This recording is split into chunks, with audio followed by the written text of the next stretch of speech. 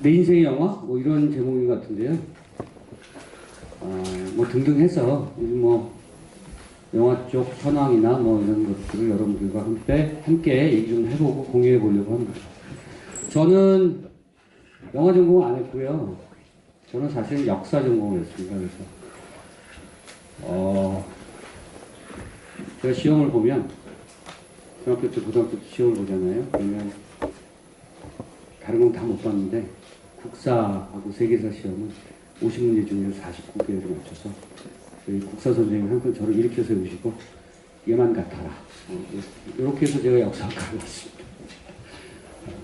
그건 아니고요.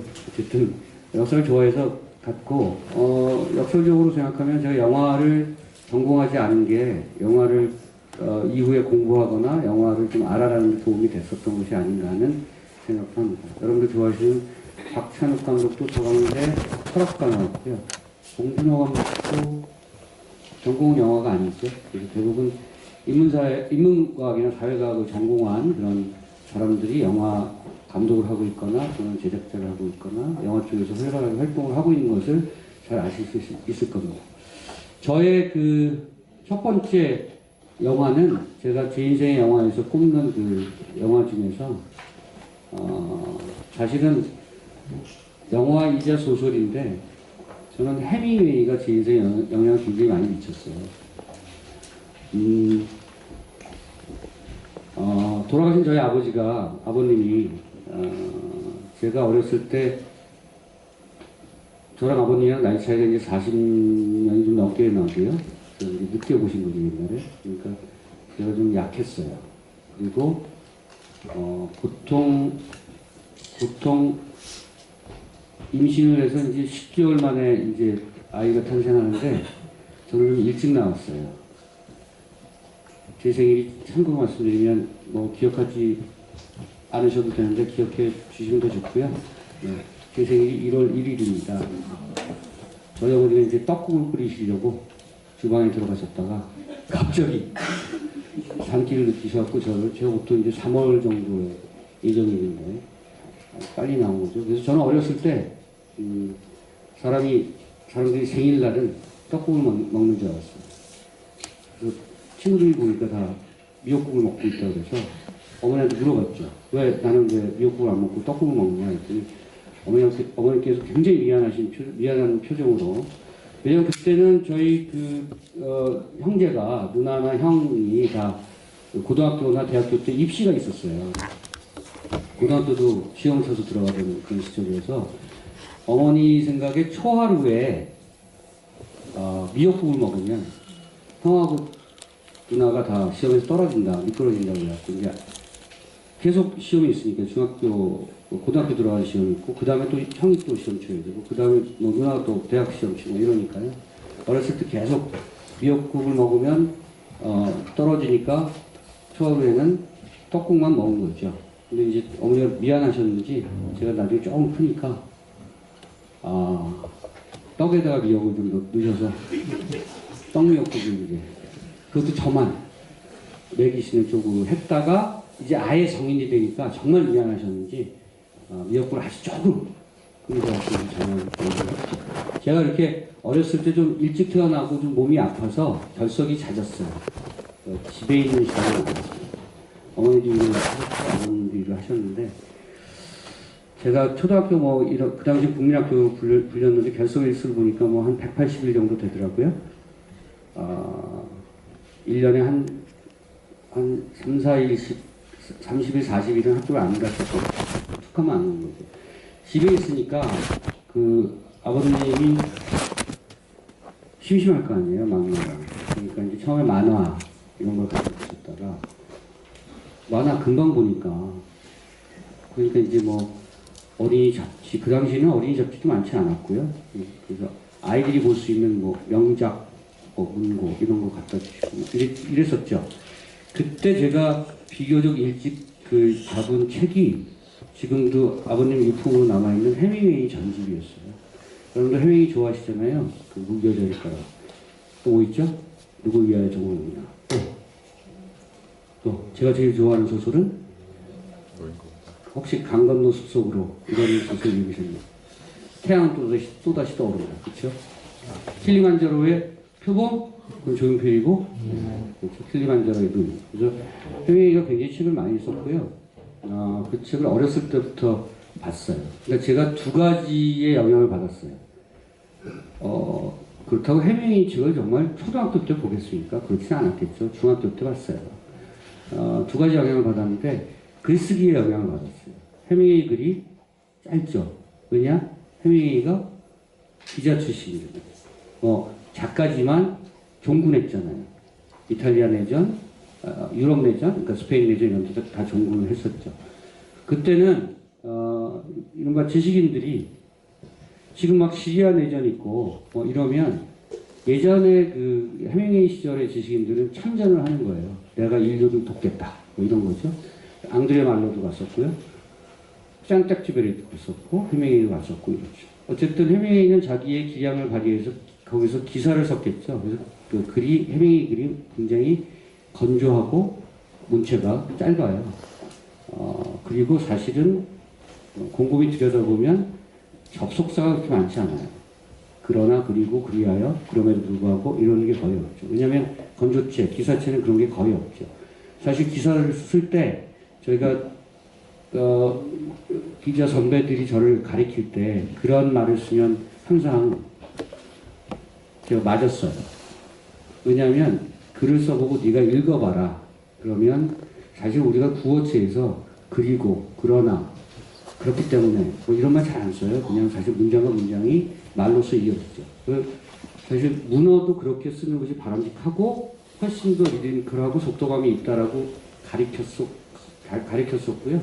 해밍웨이가 그런 문체를 썼어요. 그래서 제가 사실은 글쓰기에 굉장히 도움을 받은 게 해밍웨이 글이고, 제가 요즘도 글을 쓸 때 글쓰기 힘들잖아요. 그래서 무라카미 하루키는 그 본인이 쓰는 게 아니죠. 글을 유체 이탈한 상태에서 유령이 쓰는 거잖아요. 그렇지 않으면 그런 글이 나올 수가 없잖아요. 1984를 보세요. 그게 어떻게 인간이 쓰는 글이에요. 그렇죠? 자기는 이제 자기가 쓰고 있는 자기를 보고 있는 그런, 저는 하루키를 연상하는데, 그런 사람이 아닌 한에는 혹은 스티븐 킹, 유혹하는 글쓰기라는 책을 쓰기도 했습니다만, 그런 사람이 아닌 한에는 글 쓰는데 다 공포감이 있죠. 이렇게 모니터에 빈 A4를 띄워놓고 첫 문장을 어떻게 시작할까 고민이 많고요. 글을 쓰다가도 사실은 막힐 때가 많죠. 저는 그럴 때 사실은 아버님이 물려주신 유품인 해밍웨이 전집을 저가 바로 제 시점 숏으로 있어요. 시점 샷으로. 제가 항상 이게 꺼내들고 그냥 읽어요. 옛날에 봤던 해밍웨이 소설, 강 건너 숲속으로 태양을 다시 떠오른다. 그래서 그걸 읽다 보면 다시 글을 쓸 수 있는 어떤 리듬감을 회복할 때가 많습니다. 여러분들도 아마 좋아하시는 어떤 그런 작가가 있으면 그런 식으로 한번 활용해 보시는 것도 좋을 것 같아요. 해밍웨이가 저한테 영향을 미친 것은 그런 것일 수도 있지만 또 한편으로는 영화예요. 제가 제 책의 서문에도 그렇게 썼었는데 서문을 이렇게 거창하게 쓰는 스타일이 아니어서 제가 어렸을 때 누구를 위하여 좋은 우린을 봤을 때 중2 때라고 치고요. 아시죠? 누구를 위하여 좋은 우리나의 내용을 스페인 내전에 참전한 거예요. 그 미국 남자 로버트, 스페니쉬 발음도 로베르토가.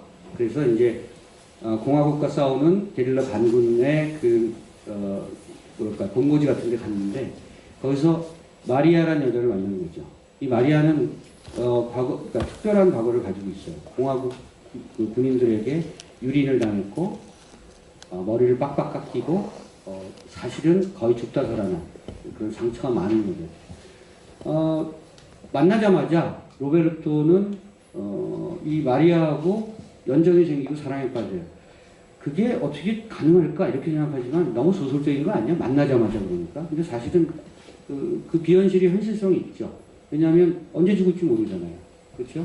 지금 당장 전투가 벌어지고 내일 내가 죽을지 또는 이 여자가 죽을지 모를 때면 사랑이 빠른 속도로 이루어질 수 있죠. 그게 저는 영화나 소설이 주는 비현실성의 현실성이라고 생각해요. 어쨌든 거기서 마리아가 굉장히 순진한 처녀이기 때문에 미국 남자 로베르토에게 키스할 때 그 소설 다 보셨죠? 보신 것으로 굳건히 확신을 하고, 네, 다 보신 거 제가 복습하는 겁니다. 마리아의 대사가 이거죠. 로베르토에게 키스할 때 코는 어떻게 해요? 이렇게 하는 거예요. 근데 제 중2 때 너무 궁금했어요. 그치? 키스할 때 코는 어떻게 하지? 정면으로 하나? 코는 어떻게 하지?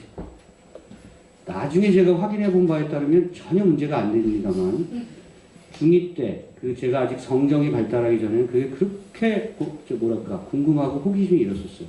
그리고 남자와 여자가 키스를 하는 것이 얼마나 달콤하고, 그리고, 사랑스러운 것인가 이런 것들을 아는 거죠. 궁금했어요. 그 당시에는, 칼라 TV 시대가 아니었어요. 그리고 극장이, 이런 극장이 없었어요. 그쵸? 극장 보급이 이루어지지 않고 한국이 문화적으로 척박했을 때, 영화를 전달할 수 있는 거의 유일한 매체는 TV였어요. 그것도 흑백. 그리고 그 당시에 그 매체는, 그 방송국은 KBS였어요. KBS에서 주말 영화극장. 이게 한국의 외화들을 소개하는 주요한 창구였었고요.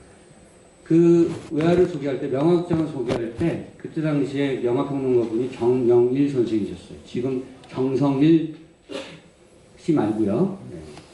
정성일 선배는 문장이 한 페이지잖아요. 한 페이지. 문장 길이가. 아시는 분은 아실 거예요. 네, 마침표가 없는 굉장히 고난도의 글을 쓰시는, 저는 따라갈 수 없는 그런 선배죠. 정영일 선생은 저랑 좀 비슷했어요. 쉽게, 간결하게, 그리고 짧게. 그래서 항상 명화극장을 시작할 때 MGM 로고가 뜨고, 사자가 이렇게 포효하고, 그 다음에 이제 스크롤로 들어와서 이번 주 주말의 영화는 뭡니다. 이렇게 소개했었어요. 근데 어느 날, 누구를 위하여 좋은 우리나라를 한다는 거예요. 주말에 영화극장으로. 그래서 이제 볼 수 있잖아요. 키스할 때 코는 어떻게 하는지. 야, 이거는 기회다. 어린 마음에도. 그래서 제 앞에 영화를 보기 시작했어요. 근데 사실은 그 영화에 빠진 게 아니라 여배우에 빠졌죠. 누가 나오죠? 이 소극적인 우리 아시잖아요. 잉그리트 버그만 나오죠. 그쵸? 잉그리트 버그만. 카사블랑카. 네. 제가요, 잉그리트 버그만을 얼마나 좋아했냐면, 카사블랑카에서 잉그리트 버그만이 쓴 모자 있죠. 이렇게 책이 넓은 거. 공항에서 헤어진 장면 나와요. 험프리 보가트하고. 아시죠? 험프리 보가트? 아시는 걸로 굳건히 확신을 하고. 네. 그래서 공항에서 헤어지는 장면이 이렇게 사실 투쇼트로 나오거든요. 그게 이제 사진으로 나온 때가 있었어요. 예전에 일본 잡지들이 들어와서 로드쇼 같은 게 들어왔을 때. 그러면 제가 그걸 반으로 잘라서 책을 포장했어요. 옛날에 많이 그랬어요. 그래서 앞면엔 잉그리트 버그만, 뒷면엔 험프리 보가트. 이렇게 했다가 이제 영어 선생님한테 뺏기고 그랬었죠. 잉그리트 버그만은 제가 발견한 거예요. 그리고 영화가 소설과 같으면서도 매우 다를 수 있구나. 소설에서 하지 않은 것들을 영화에서는 진전시킬 수 있거나 표현할 수가 있구나. 그게 소설과 영화가 다르구나라는 생각을 그때 알았어요. 중2 때. 빠르죠. 네. 웃으라고 드린 말씀. 오늘 무슨 학술 토론회 아니잖아요. 그거. 일단 돈 버는 얘기 들으실 거 아니에요. 원동현 대표한테. 좀 편하게. 네. 영화에서, 여러분 영화를 다시 보시면 그 영화 굉장히 재밌는 지점이 많아요.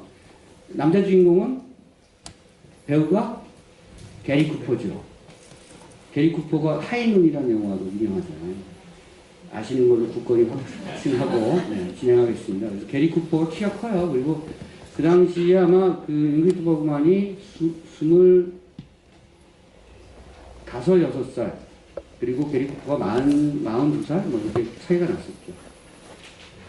그 소설에서는 키스할 때 코는 어떻게 해요? 라는 대사가 있는데 영화에서는 키스할 때 코는 어떻게 해요? 에서 하나 더 나가서 왜냐하면 이제 잉그리트 버그만이 짧은 머리로 나오거든요. 소설에서는 머리를 빡빡 깎인 그렇게 머리를 삭발당한 그렇게 상처를 입은 여자로 나오는데 잉그리트 버그만이 그때 특정의 기간이었기 때문에 그렇게 머리를 그 당시에 할리우드가 뭐 그렇다고 여배우 머리를 다 삭발시키거나 그러지는 못했어요. 요즘은 뭐 그러죠. 요즘은 여배우들이 막 다 스스로 삭발을 하고 그럽니다만 짧게 잘랐어요. 이게 숏커트를 한 거죠. 그래서 아마 감독이 또는 시나리오 작가 대사를 좀 더 넣었어요. 키스를 하고 키스할 때 그건 어떻게 해요? 키스를 하고 떨어졌을 때 마리아의 대사가 로베르토에게 당신이 머리를 만져주니까 정말 너무 좋네요. 이래요. 그래서 머리를 더 만져주세요. 근데 그게 느낌이 아주 좋더라고요. 아, 그렇구나. 여자들은 머리를 만지는 거 좋아하는구나. 중2 때. 근데 제가 뭘 알겠어요. 그래갖고. 그게 머릿속에 박혀 있었어요. 아, 키스할 때 코는 그렇게 큰 영향이 없는데, 키스할 때 여자의 머리를 잘 만져주는 게 중요하구나. 그래서 제가 대학에 들어가자마자 실천에 옮기기 시작했지.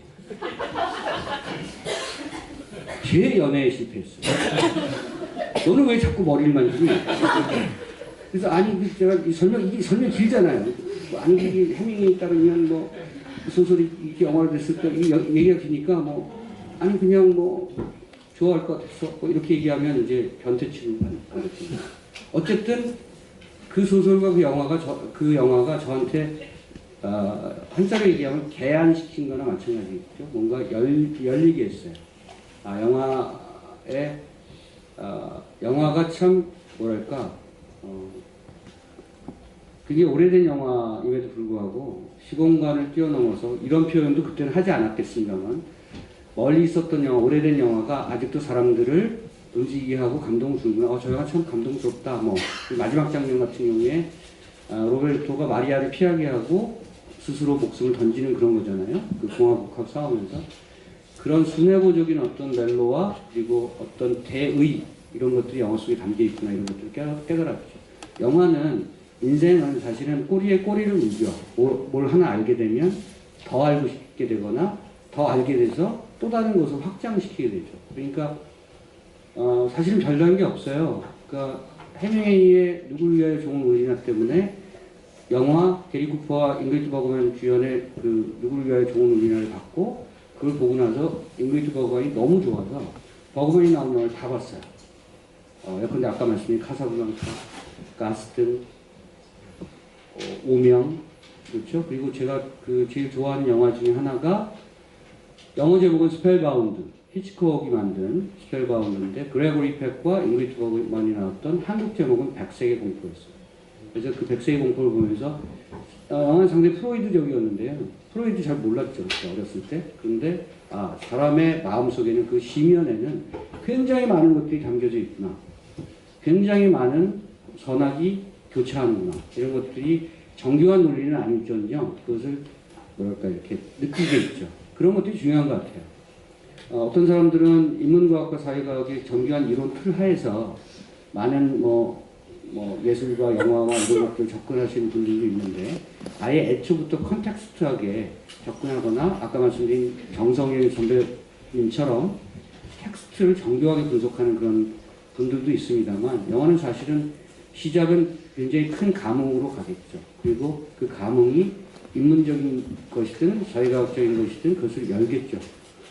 사람을 그래서 지적으로든 감성적으로든 풍부하게 하는 그런 밑바탕이나 걸음이 되긴 할 겁니다. 저는 그렇게 얻었어요. 저는 여배우 때문에 제 인생의 그 첫 영화와 그 영화의 어떤 그런 초반부를 어떻게 보면 제가 문을 연 셈이 됐어요.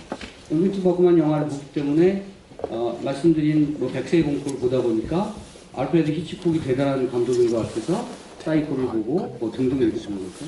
다 꼬리에 꼬리를 물고 영화가 또 다른 영화를 보게 하고 그 영화가 또 다른 소설을 읽게 하며 또 그 소설이 다른 방식의 지적 호기심을 유발하게 되는 거죠. 시작은 사실은 그렇게 창대하지 않으나 연결을 잘하면 굉장히 큰 결론에 도달할 수 있다는 것을 그때 알았습니다.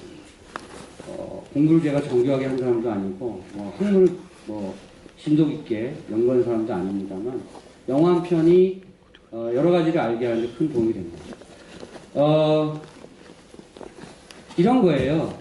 이제 요즘은 저는 영화 한 편을 볼 때 이제 그 여러 가지 생각들을 많이 합니다만 보헤미안 랩소디가 왜 그렇게 500만을 넘기는 관객을 모을까? 그러니까 요즘 저는 영화를 볼 때 영화가 what 그 뭐야? 라는 게 아니고 why 왜 이 영화를 만들었을까? 왜 지금 와서 뭐 예컨대 1987을 만들고 감독들이 왜 Get Out 같은 영화를 만들고 감독들이 왜 셀마 같은 영화를 만들까? Get Out은 다 보셨을 거고 셀마는 안 보셨죠? 안 보신 걸로 제가 왜냐하면 전국적으로 한 700명 봤기 때문에 이 영화는 제가 어디 가서 어느 공간에 가서도 보신 분들이 거의 없어요. 보헤미안 랩소디가 인기를 500만 인기를 모으는 현상하고 제가 방송 나가서 그런 얘기 했다가 PD가 좀 너무 어울리지 않는 얘기 아니냐 이런 뭐 지적 아닌 지적을 들었습니다만 2012년에 레미제라블이 한국에서 500만 넘었어요. 2012년에 그 영화들 다 보셨죠? 그때 사람들이 어땠냐면요. 그러니까 이 핸드폰을 다 껐어요. 사람들이 연락이 안 돼. 다 은둔했어. 집에서 혼자서 혼술하거나 서로 대화를 안 한다고 했어요. 왜? 그래서 휴잭맨이 이건 팩트예요. UPI가 배급을 했어요. 500만이 넘어가니까 감독이 감독 이름 지금 제가 생각이 안 납니다만 이메일을 보냈어요. 한국의 그 UPI 배급사 대표 더글라스 리 이민수 씨에게 제가 이렇게 봤어요. 그 이메일을. 근데 질문이에요. 도대체 한국에서 무슨 일이? 휴잭맨이 물어본 거예요. 도대체 한국에서 무슨 일이 있니? 이런 거죠. 근데 그에게 한국에서 무슨 일이 있다는 것을 장황하지 않으면 설명할 수 없는 거죠. 2012년 말에 한국에서 대선이 있었죠. 혹시 여기 박근혜 찍으신 분 계시면 네, 계시면 저의 이 발언을 너무 고깝게 생각하지 마시고 졌죠 그때. 이길 줄 알았어요. 오후 2시까지는 이긴다고 나왔어요. 제 후배가 형 이겼어 이렇게 했었어요. 나 지금 어디로 들어가서 어느 호텔로 들어가서 정권인수위원회 그 지금 조각하는데 플랜 짤 거야 그랬어요. 오후 2시. 근데 오후 6시에 졌어요. 사람들이 이게 이제 뭐 예를 들면 이럴 수가 뭐 트럼프가 됐을 때 뭐 TV 다 깨고 그랬잖아요.